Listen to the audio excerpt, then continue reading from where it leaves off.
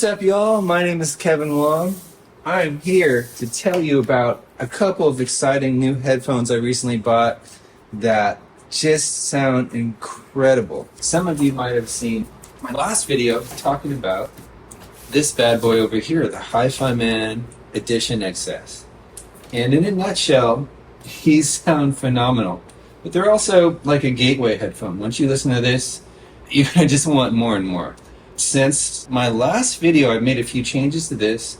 I switched out the pads for the Tacony fenestrated pads, which feel really, really, really good. They do darken the sound signature up quite a bit. And I have this silver cable plugged into these Sonys here, but I actually normally use that with this Hifiman because it really brings back a lot of the sparkle that the pads take away.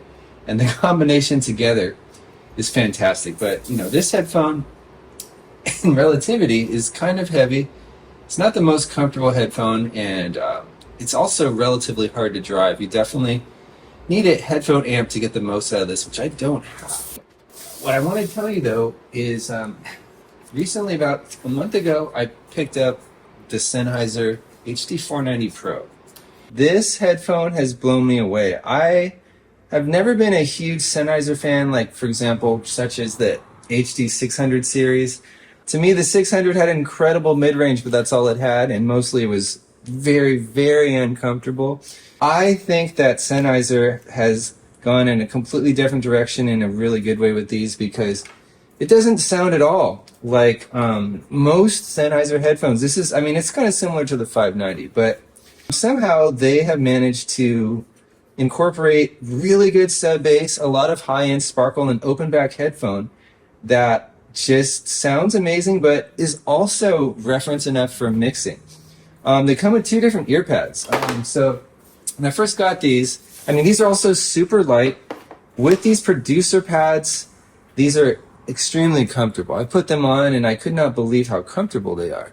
And that's part of the reason why it's hard to go back to some of these other headphones that weigh twice as much, because once you get used to these lighter headphones, it's like a new standard. But anyway, these producer pads feel great, but they're a little bit on the darker side. But it's great that they give you that option. So I'll put it on the screen. See, the producer ear pads essentially are more of a downward sloping pad, and they give you this sort of nice, warm sound that's comfortable, you know, but it's not exact. The upper mids are a little recessed for my taste.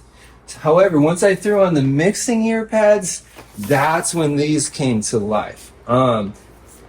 The 490 with the mixing ear pads, even though honestly I don't think they're as comfortable as the producing pads, are one of my favorite headphones for critical listening, mixing, mastering, anything where I would normally use studio monitors, and I still do, but this is the first time I've ever felt like I can hear what I need to hear accurately with headphones.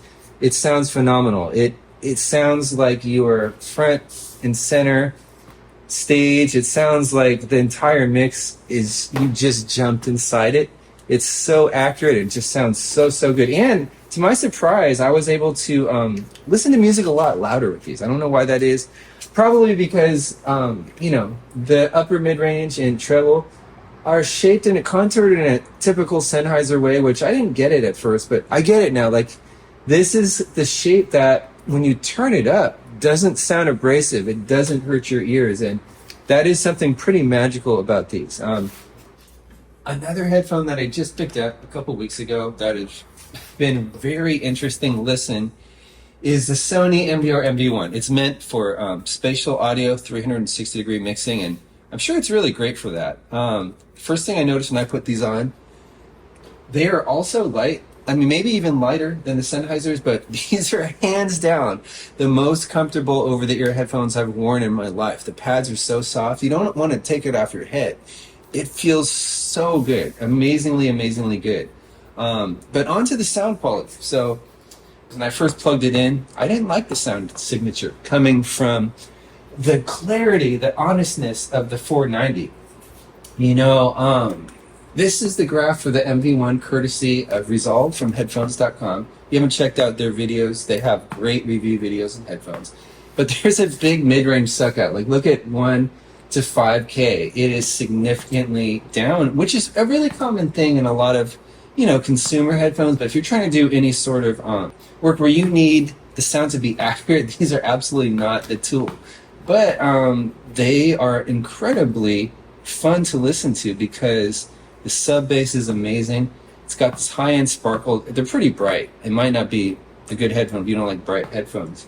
And because they're meant for spatial mixing and 360-degree audio, they do have this really, really cool soundstage that instead of just left to right, does sound a little bit more 360 degrees, has some front to back depth. But basically, I had to burn in these headphones and change the cable.